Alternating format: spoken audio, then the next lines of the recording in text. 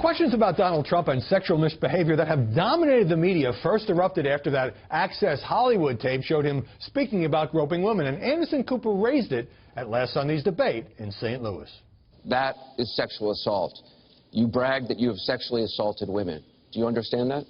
No, I didn't say that at all. I don't think you understood what was said. This was locker room talk. Now, the New York Times is quoting one woman who you saw earlier as saying Trump groped her on a plane more than 35 years ago, and another who says he kissed her on the lips 11 years ago at Trump Tower. Trump hit back hard at the reporters, bringing up a past story on his conduct toward women. Now today, the same two discredited writers who should have been fired from the New York Times for what they did tell another totally fabricated and false story that supposedly took place on an airplane more than 30 years ago. Former People magazine writer Natasha Stoyanov said Trump pushed her up against a wall and kissed her at Mar-a-Lago and said they'd be having an affair. This, according to her, as she was interviewing the billionaire and his pregnant wife Melania for a story about their first anniversary.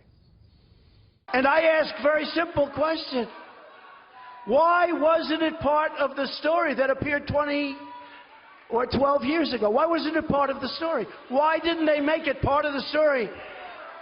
I was one of the biggest stars on television with The Apprentice. You take a look at her words. You tell me what you think. I don't think so. And on Friday, the Washington Post posted an interview with a woman who said Trump once groped her at a nightclub, and a former Apprentice contestant came forward and said Trump accosted her when she was seeking a job.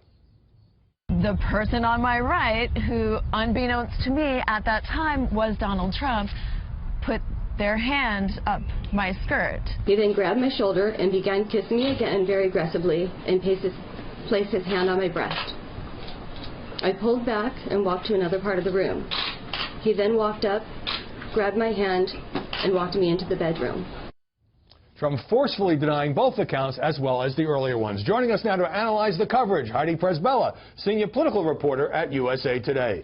Guy Benson, political editor of townhall.com and a Fox News contributor. And Crystal Ball, one-time Democratic House candidate, now a senior fellow at the New Leaders Council. Heidi Presbella, these stories about Trump and the women's accusations have utterly dominated the media. Are news outlets going a bit overboard? Well, there is no doubt that we have gone full tabloid, and I myself, like a lot of Americans, I think, thought I can't stand to watch that videotape one more time. But the reason why is because the accounts of these women almost hauntingly match what Donald Trump said he himself does to women, and also the sheer volume of the women who are now coming out. Look, the American people Trump, by the way, of course, said that this was locker room talk with Billy Bush 11 years ago. Right. And, you know, the American people say, I want substance, I want to have a debate about the issues, things that affect my life. I'm there with them. I agree with them. But the problem is the history of our politics says that we care about this stuff, and we care a lot about it. I've covered every GOP campaign since 2000. If you ask those GOP voters what they hate the most about the Clintons, it's not their economic policies or anything else. It's this behavior. We brought Herman Cain down on one single allegation. And this is just something, this is part of our politics. Donald Trump says this is all orchestrated by the dishonest media and the Clinton campaign to stop him. Is that fair? And are his attacks on the accusers and the media fueling the story? I think that it's probably unfair to say that, and of course his attacks are fueling the story, but he has to defend himself. He's going to defend himself. He's entitled to defend himself. Of course. But when he says coordinated media assault, you find that unfair. There's probably some coordination here. I mean, this is all at once in the home stretch of a presidential election. Some coordination with who? I think you probably have people waiting to tell their story, and then the dam has burst now that the video came out. The biggest problem for him, aside from the allegations, some of which I think are pretty credible, is that he's on tape saying, this is what I do to women, and then women are coming forward and saying, yes, he did that to me. But let me just say this. I think it is totally reasonable to at the same time believe that this is a legitimate story that deserves coverage, and also believe that it is getting way too much coverage, especially vis-a-vis WikiLeaks and other important stories. Right. They are legitimate stories because the women are on the record. At the same time, it seems like there's no other issue. Let me read you a tweet from Trump, Crystal Ball. Election being rigged by the media, pushing false and unsubstantiated charges and outright lies to elect crooked Hillary. Again, is there any evidence that the media are pushing this? They're certainly receptive to these stories, and they're juicy stories, and they provide ratings. You had every day last week, and including into yesterday, and perhaps the day's not out today, a new woman coming forward and saying the exact same thing happened to me. And let's keep in mind that these media outlets, they didn't just throw up any old accuser, right? These women had contemporaneous folks who they had spoken with 10 and 20 and 30 years ago when it happened that were also interviewed. So if it's a conspiracy, I mean, you're talking about basically every major national media organization in the country and women who really do have documented interactions with it. I mean, it's just insane. It's tinfoil. They have told other people. That this is coordinated. It's hard to know, at least to be clear, whether these are true. But is it fair for skeptical journalists to say, why did some of these women wait until the final month of the election to come forward with stories that, at least in one case, was more than 35 years old? Well, as a journalist, you always have to question the motives of people who are giving you information. That said, I do think that journalists, like Crystal said, have done a wonderful job in vetting these women. Like Karen Tumulty actually wrote a separate piece. She's at the Washington Post. She's at the Washington Post, saying the lengths that she would gone to vet this woman, including checking her voter registration card, including going back to the nightclub where this allegedly happened, confirming that Trump was a frequent guest at that club, that it was very crowded. You know, some of these women, yes, happen to be Hillary Clinton supporters. Others don't. That's kind of in line, you know, with the polls. And I think it's also the media's responsibility to point out that in many cases like this, we see the same dam effect when there is something at stake. Like with the Bill Cosby case, there was a lawsuit case, and then the dam broke, and all these women felt comfortable. If one comes forward, more can come forward. In one case, Guy, the Trump campaign gave to the New York Post a guy named Anthony Gilberthorpe, who was supposed to be the witness to knock down the tail of Jessica Leeds, who Trump now calls crazy. She's the woman who said she was groped on the airplane decades ago. This guy has some baggage because he went public with a claim a couple of years ago that he procured boys for sex parties with high-ranking British politicians. So the problem is when we get down into the weeds on this stuff, it gets really ugly. Yes, this entire episode is very, very ugly, as this entire election has been. And I think, again, when it goes to motive and timing and the press's coverage of both of those things, I do think it's totally reasonable and understandable, at least, for Republican voters in particular to say, oh my gosh, look at this. We are now in October of a presidential year.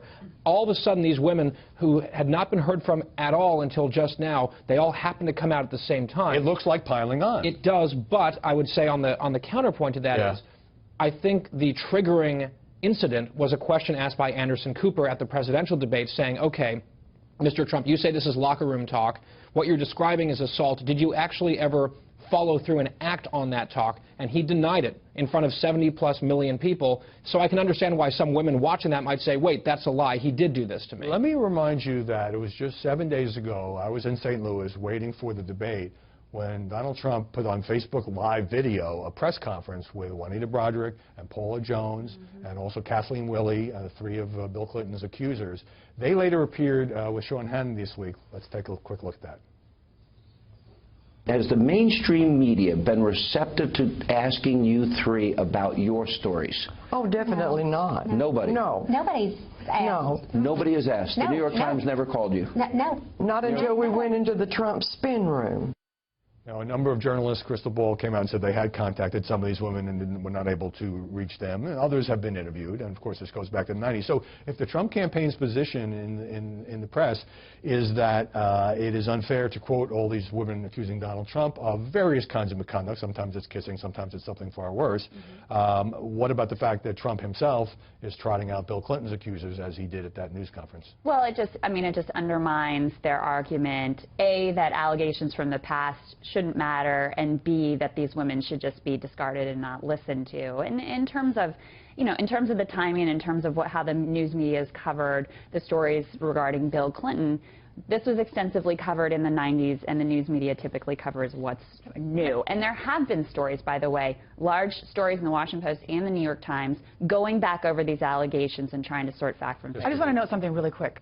Juanita Broaddrick took years to come forward. Right. She said the reason why was because he's a powerful man, and she was afraid about the kind of influence he had. And this is the same thing with a lot of these women. For women, and many women never come forward because of that exact dynamic. But that also lends credibility to Juanita Broaddrick. And I was sitting in the media room at that debate in St. Louis while this live event was happening on Facebook with these Bill Clinton accusers, and I could feel the sense around me, people talking about it media members saying, isn't this so unseemly what Trump is doing? I'm like, well, how about the accusations against Bill Clinton? Right. Well, Broderick once gave a deposition saying that no rape had taken place and this was untrue. But this is the thing. We're talking here about 1978. And in Trump's case, we're talking about stuff that goes back 35 years.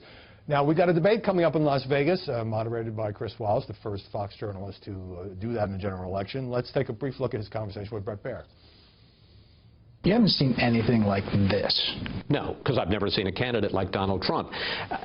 That's what makes this so fascinating, and it's what's made the debates, and you know this from the three that we did, so challenging. So what's the challenge for Chris Wallace, particularly with all these personal allegations swirling around that, of course, he's going to have to deal with in some form? That he's going to try to have a debate about substance, but he's got to answer these allegations. He's got to get Trump in a way that no journalist has to kind of drill down on this, but also with Hillary Clinton to drill down on WikiLeaks, because she hasn't, you know, some of the most damaging stuff in there she hasn't had to really answer for.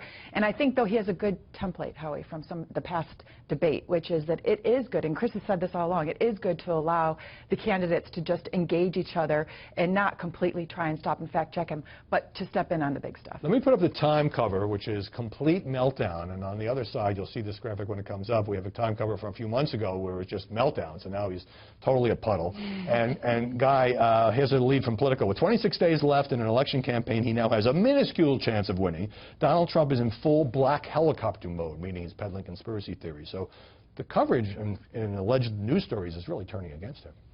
Yes.